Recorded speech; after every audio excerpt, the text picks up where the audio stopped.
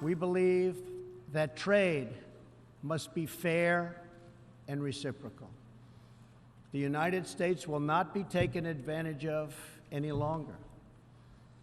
For decades, the United States opened its economy, the largest by far on earth, with few conditions. We allowed foreign goods from all over the world to flow freely across our borders.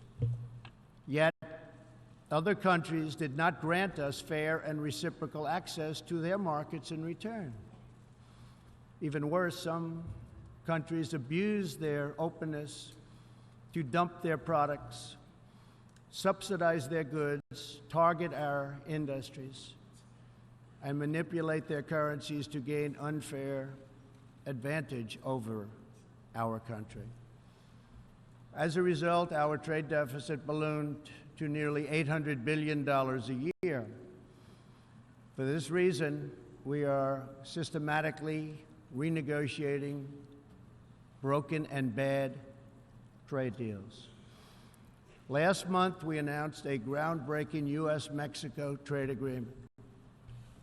And just yesterday, I stood with President Moon to announce the successful completion of the brand new U.S.-Korea trade deal.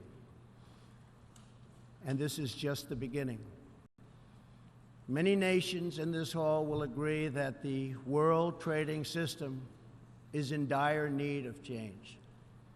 For example, countries were admitted to the World Trade Organization that violate every single principle on which the organization is based.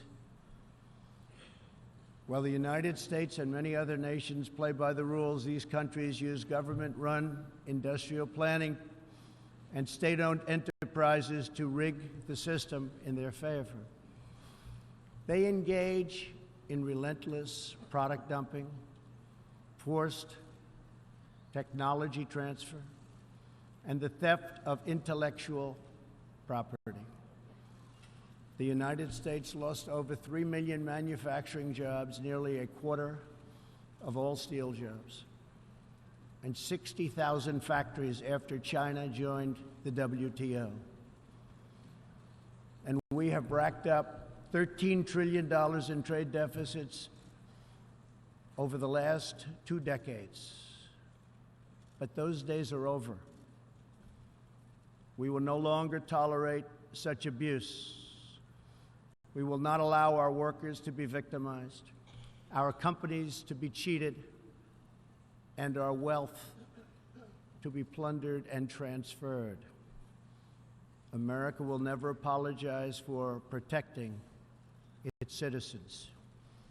The United States has just announced tariffs on another $200 billion in Chinese-made goods, for a total so far of $250 billion. I have great respect and affection for my friend, President Xi, but I have made clear our trade imbalance is just not acceptable.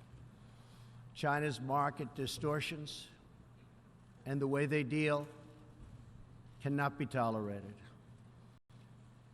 As my administration has demonstrated, America will always act in our national interests.